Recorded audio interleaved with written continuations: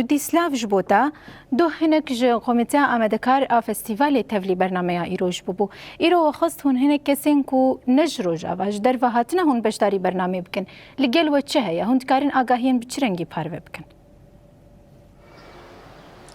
بله دماتاجی خوش به بریتان شخوا هر روز ام جروجاوای کردستان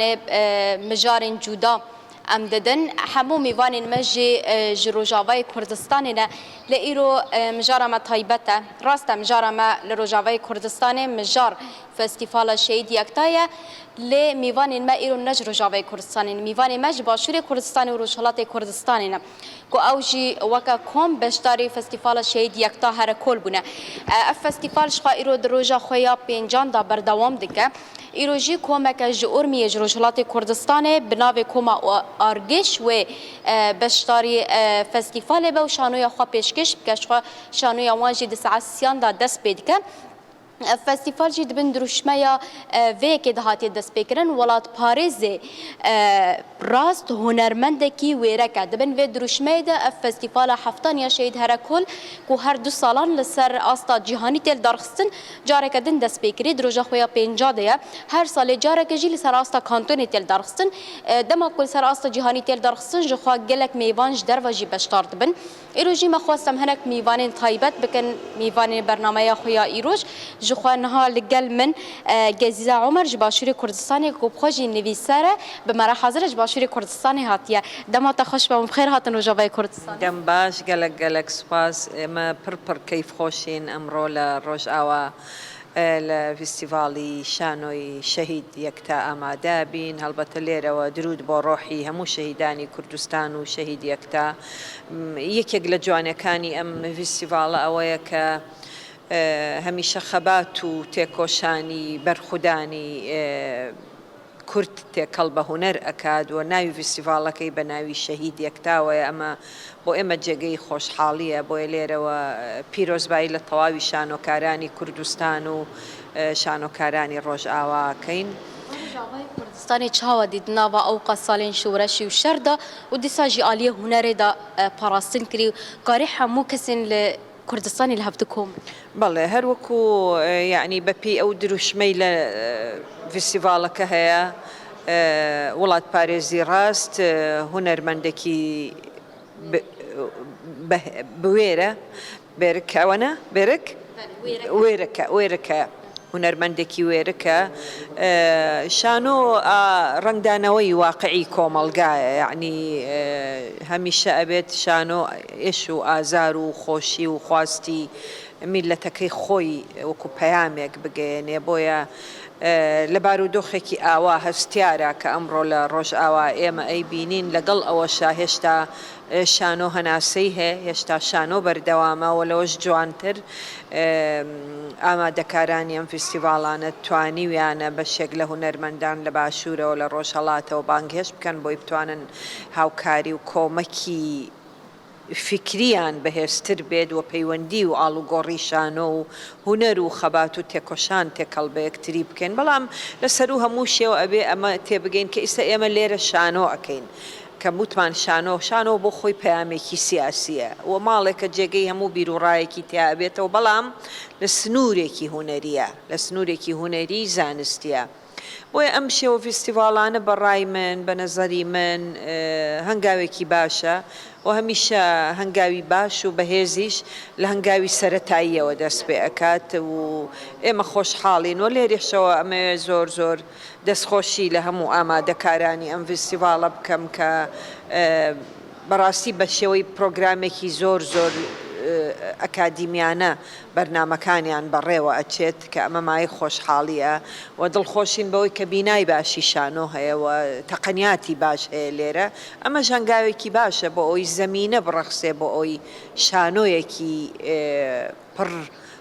پڕ هونەر پڕ زانست پڕ ئەکادمی لە دوا ڕۆژدا ببینین. جبوته ام هوالا تجيب بقرن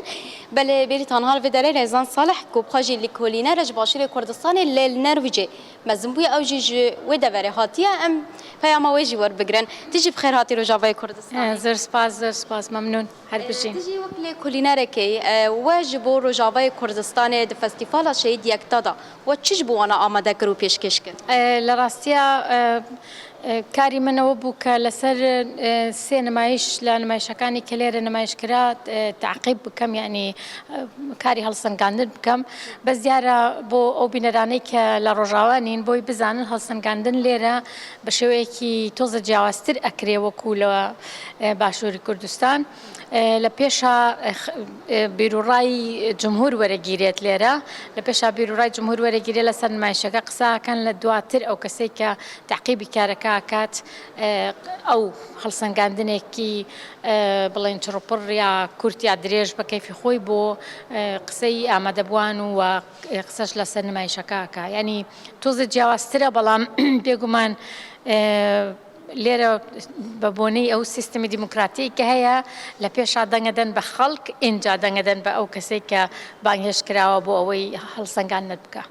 ئەم گەلێک سپاس دکەن و جارێک دن بێژن و بخێر هاتن نا من هەرەوە نەبوو بەلکی ما زمان فێم نەکرد نا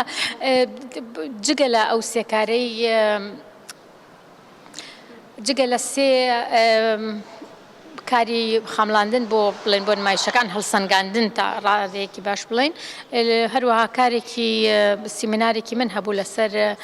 دەربارەی چ سیمینارەکە لەسەر ڕاستیەکەی لەسەر هێنریک ئیبسن لە کولتورە جیاوازەکانە و چۆنچۆنی ئەو بەکارهێنراوە بۆ گەشەسەندنی بۆ گەشەکردنی شانۆی لە وڵاتەکانی ترا لە چەند نمونەیەکم هێنابەوە لە ئەوانە باسمان کرد وە کاریگەری ئەمە چۆن ئێمە توانین لە ڕۆژاوای کوردستان لە دوای ڕزگاربوون لە 2000